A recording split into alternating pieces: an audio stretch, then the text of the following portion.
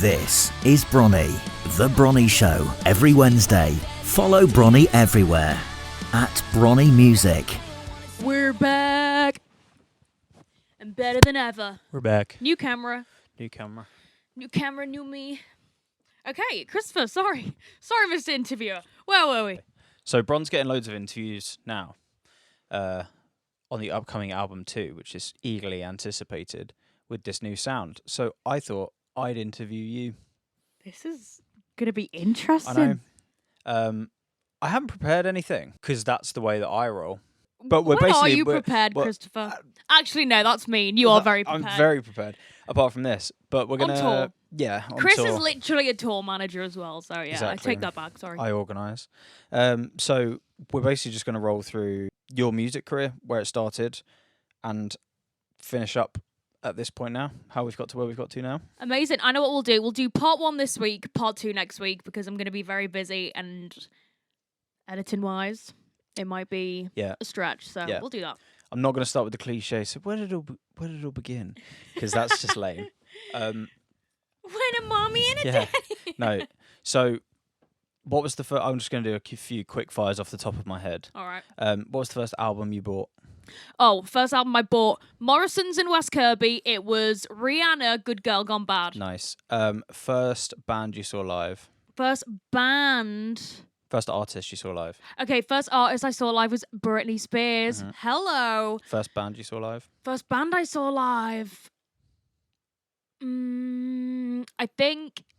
Well, Morrissey doesn't count. Kind of, yeah, I know what you mean. Yeah, when I saw... Because I've seen him live 13 times... No.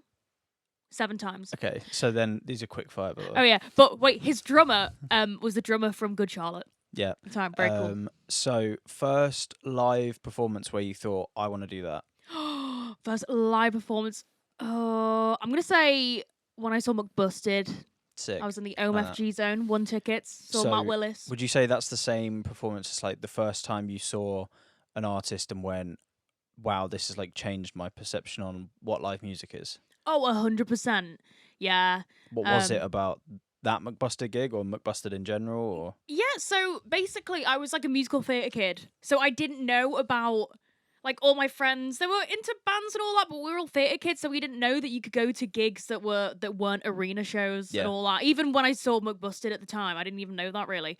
And there was one night I went to Wales, and I've said this loads before, and it was April 2014, and I don't know what it was. McBusted announced that they were coming together, and I was like, you know what? I've never seen either band. I was never really like the fangirl like other people were. So I just got into all their music one night, downloaded every single McFly song, every single Busted song, and I was like, I know this song, I know that song. And then literally 2 nights later, or the night later, I had this melody in my head, in my dreams, woke up and wrote Stay. Right. And then I saw McBusted, and then I was like, oh, screw musical theatre. I want to do this. Yeah. So it kind of happened really quick. So Stay was the first song you've ever written. Yeah. For all the OG fans, they will know that. And it was a country song. It was. You should hear the original demo. It's so funny. I'm going to put a snippet up. To see where it was then to where it's gone to now is just hilarious. My tambourine skills are elite. Impeccable.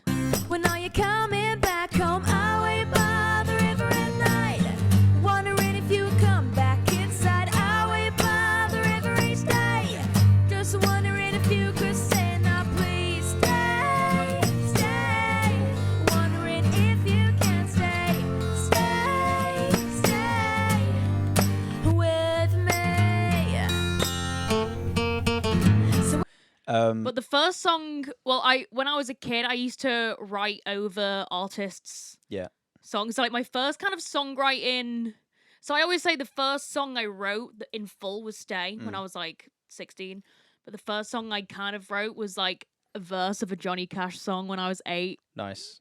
Ring of Fire. I rewrote it, and then I got in a mood. Because Dad was like, yeah, he's dead, so I don't think he can use that. Do you remember the second song you ever wrote?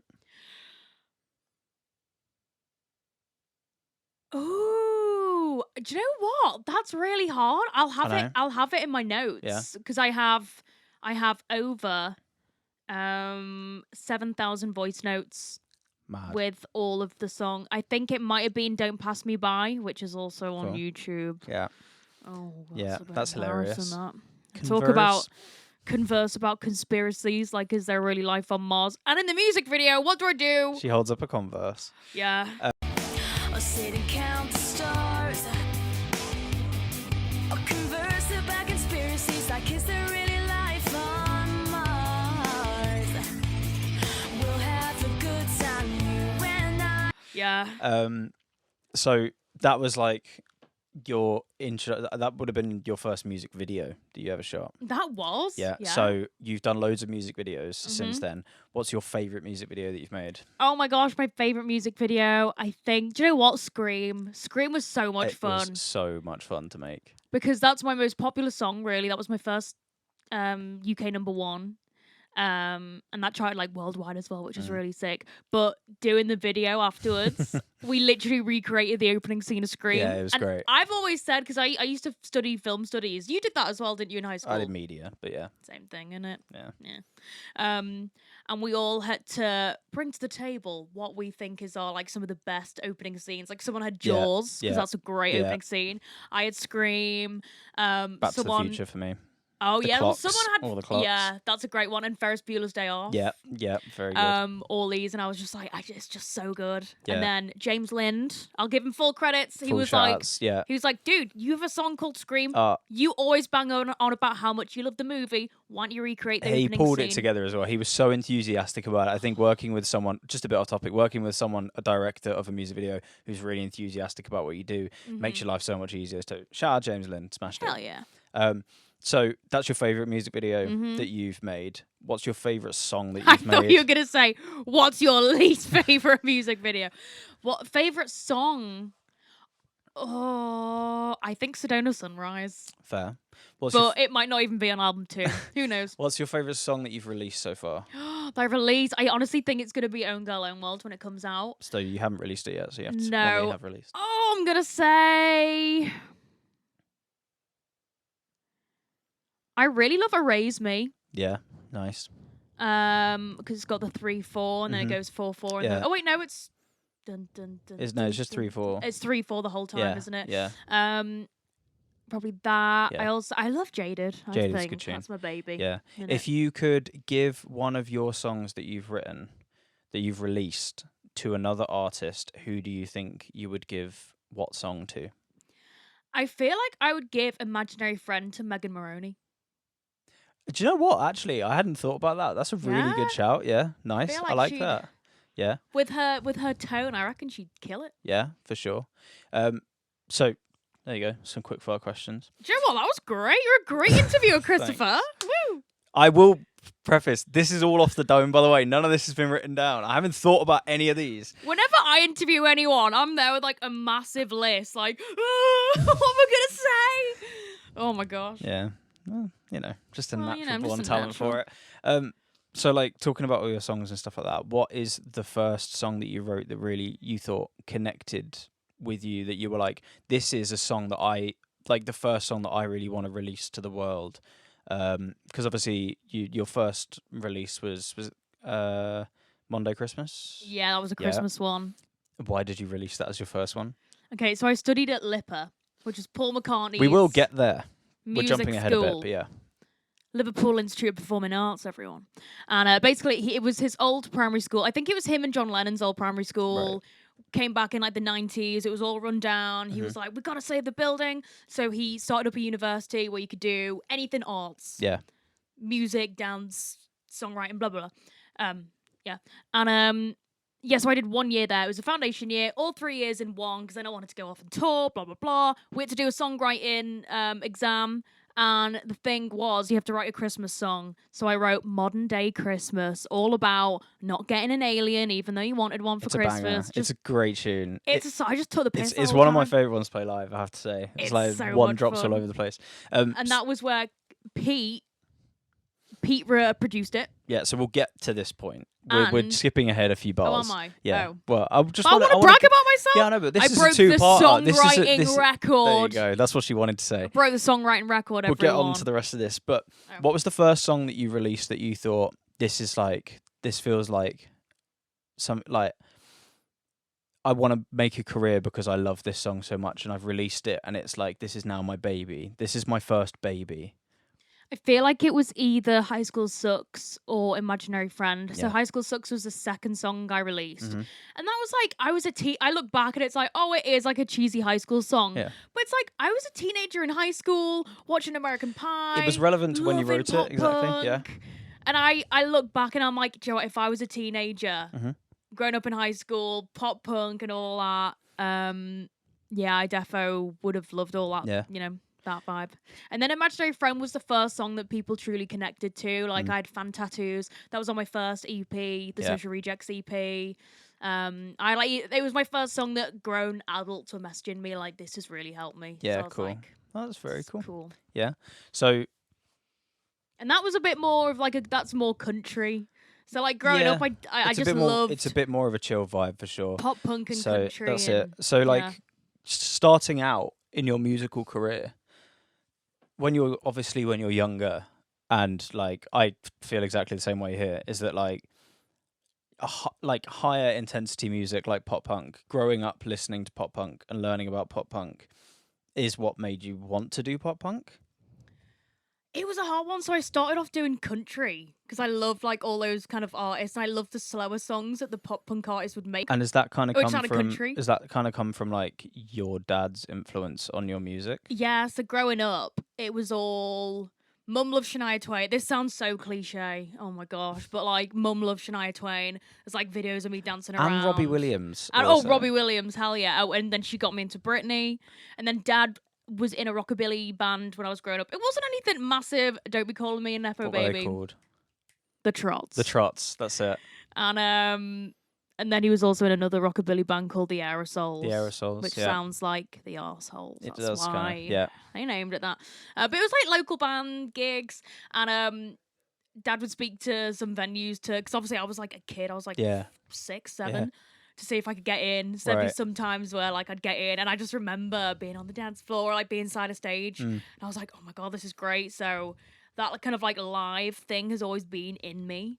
But he got me into like, he was very Morrissey, Stray Cats, who are a great rockabilly band. Love the Stray Cats. If you don't know about Stray Cats, listen to Stray Cat Strut. It's a fucking Stray tune. Cat Strut. And Vince Ray, who designs all of the Stray Cats' artwork, he had designed my guitar. Yeah. Which is very sick. Which I'll is show you a called pic. Vince. Which is called Vince after Vince Yeah. Ray. Imelda May, all these people. At the time, I just thought that was what everyone listened to. I didn't know that was like rockabilly or Yeah. country. I was just like, oh, that's just what everyone listens to. So do you think you're growing up into music, just before we get to pop punk? I mean, actually, no, we'll land at that point. When you find pop punk, do you think you have a very American, I'm going to say this word, but you hate it, the Americana thing to your love for music? Do you think it comes from like modern American music? When we were growing up, the stuff that was coming out on the radio and all that sort of stuff was Blink, Green Day, those kind of bands. And then from what your dad did, do you think you can see all of those influences now in your music and your catalogue? Oh, 100%, yeah. And since I was a kid, I spent every summer in America. So it's kind of all we listened to, really. It was Yeah. either country or pop punk. Yeah. And like half my family lived there now. Like Oklahoma, I mean, not now. I mean, they've lived there since like late 1800s. Yeah. Oklahoma and Colorado. So yeah, and then they would always tell us to listen to bands. So that was, and they all love country and pop punk. So it's Yeah. all kind of just, that's just what I listen to. Yeah. Yeah. Nice. So, growing up, what was your favorite band? Once you decided you want to be an artist, what was your inspiration for the music that you decided to then make? I think a massive one was Bowling for Soup. Yeah. Yeah. We love Bowling for Soup. Love Bowling for Soup. Jarrett from Bowling for Soup is such a legend. They're from Texas. And they're also like Bowling for Soup, a mixture of pop punk, and then Jarrett is also a country artist. So it's just my two favorite genres in a band, and they write about everything. And I said to them, I was 16, I went to my very first gig solo. I bought a VIP just so I could meet them and ask about the songwriting inspirations and all that. And their biggest piece of advice was, don't suck. Yeah. So I was like, It's true. okay. And they were like, but really just write true stories. Like, if you're any of your friends are going through a breakup, they might just say like when their heart is just on the line, they might just come out with something really cheesy that they might not even realize, but that could be a lyric. Yeah. I just totally spat on you. I'm so sorry. That's fine. And stuff like that. And they were like, watch movies and make up characters and, you know, make up lives about storylines if ever you're getting stuck. So I kind of like live like that. And I like how because in country they tell a lot of stories, don't they, in songs? It's all just the storyteller genre. And they're a pop punk band with country concepts, I guess. I like would probably agree. storytelling. There's quite a lot of that, I think, in a lot of Wheatus stuff as well, I have to say. Yeah. Talk about storytelling. Wheatus, brilliant. And the Beatles. The Beatles, yeah, another one. So we've landed at you starting to like want to make music. How did you start the process of making your first couple of songs then? So like, then moving forward, so you're in Lipper, or you've just finished Lipper, and you've started writing these songs, and you've got these influences that you grew up with, and that you really like, you feel at that time of your life as a young adult, or as an old teenager.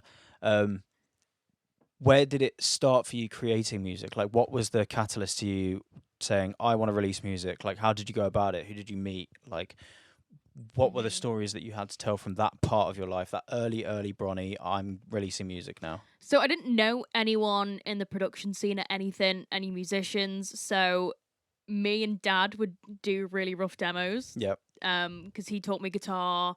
So I just get him to play guitar, and then I'd record everything when I was like 16. So then I started doing like really shit YouTube covers. Nice. We love it. They're still online. You guys can laugh. And then Pete I've had like other producers back then like hit me up like, hey, do you want me to do this? Blah, blah, blah. But then Pete was like, hey, I live in West Kirby. Just down the road. Literally down the road.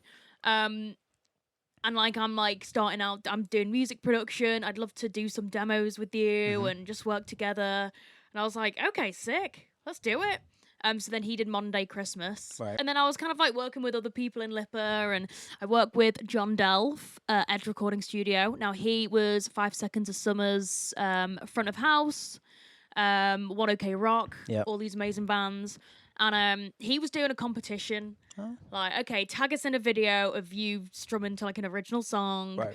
And you got to be like super small, up and coming, you've never really recorded a song, and just try and get your fans to vote for you. And the one with the most votes, you can get a free song recorded at Edge Recording Studio, which Very is sick. a lot of money Yeah. for free, which is great. I ended up winning because I had an amazing fan base, still do. Thank you, everyone. They were like all my YouTube crew. Nice. A lot of Europeans, the Europeans that you met, Love the yeah, Europeans. they're like a lot of them are day one. So I recorded High School Sucks. Yep. And that was the free one, and it was all like, oh my god, this is amazing. So then Yeah. we did Imaginary Friend, Social Rejects, released the Social Rejects EP. Obviously, money when you're a teenager, struggling young artist, is a bit hard. But at that point, Peter Gebby, Yeah. who was now my music producer, he hit me up and was like, hey, I live in West Kirby down the road from you. I've seen your YouTube stuff. Congrats on like recording music at Edge Recording Studios. If you ever wanted to do any demos or anything like that, like no pressure, I'd love to record them. So I was like, okay, let's try it. And then he just got my brain instantly. We liked exactly the same bands. And he was a couple of years ahead of me. Older than Older. you. Yeah. I mean, he was ahead.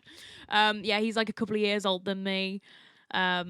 Which is very scary when you're like a 17-year-old girl and a big tall guy with a beard in his like early 20s is like, hey, I can record your music. I was like, oh my, he's gonna squish me.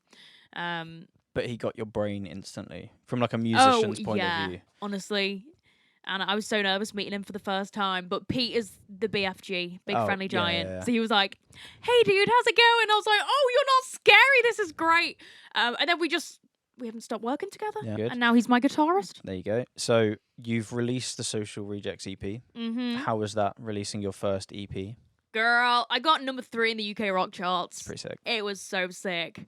Yeah, and I just started touring. Right. In fact, it was this is just the craziest story ever. But when I was a teenager, I played my very first stadium show supporting Little Mix, and this was 9 months after doing my very first tour, which is so rare. I just thought, oh, this is great. Okay, I'll get offered these shows all the time. Very rare. Yeah, so that was on pre-order, and then I supported Little Mix, Right. and then it all came out Yeah. and ended up charting. There you go. Yeah. So you did your first headline tour. What was Mhm. that like? First headline tour, that was called the Rejects Tour, Mm-hmm. following off the Social Rejects EP. That was 2017, I believe. It was insane because at the time I'm like looking back and I'm like, how lucky, like literally a couple months after touring, I already had my headline tour, Yeah. like all over the UK. It wasn't just a one-off. And I remember I played, so the first show I ever played in Birmingham, did another show a few months later, and 94% of the fans that went to that show attended my Birmingham show, Wow. which is unheard of. That just doesn't happen. Yeah. It was just, I don't know what, like the fans in Birmingham are insane. Yeah. And very grateful. Yeah. Um, So how did Yeah. it feel coming off of that tour? Was that the bug for you to I want to just do as felt, many as you could? on top of the world. And it was just crazy because after that, I was just like, guys, I want to do this forever. Until, you know, the day I die, I want to be old, writing songs and all that. I want to play stadiums one day. And then the day after I tweeted that, I got asked to support Little Mix in the stadium. Mad. Like, manifestation is real. You got to put it out in the universe. So everyone. what was that like going from playing like smaller cap rooms to playing a stadium? Like, give me 2 minutes, describe what that was like from start, like walking through the door to being like, oh my God, sound check, to finishing the show. Oh, best day of my life. And it's like, you know, when we play Melkweg in Amsterdam, Yeah. like the whole crew Yeah. is there awaiting your arrival. Everyone was so sweet. All the little, like the caterers, everyone was like, hey, nice to meet you, and all this. Yeah, and just all the workers, all the security, even Little Mix, like Jade was about to get ready, and I was like, oh, Jade, nice to meet you, I'm supporting you. And she's like, oh my God, wait there, I want to chat to you. Okay, I'll just get my makeup artist to do my makeup outside. And we were just chatting, and I'm like, you don't have to be this nice. Yeah. It's like, everyone was so nice, even Little Mix, and it's like, this is your show, like, you guys meant to be the center of attention here. But everyone was so sweet, and I remember we went on to sound check. The monitor engineers were there. It was all so exciting, and they knew I was young. I was a teenager. I was like 19, about 19, so you know. But it was just amazing, and I remember running on stage for the first time, and the first and my friends like Caitlin and Lucy and all Yeah. that were there. And they were the first people I saw in the crowd. Mad. And there's like 20,000 people there. And it's like the first people I lock eyes with are Caitlin and Lucy, my best mates, who have been queuing all day Mad. to see us.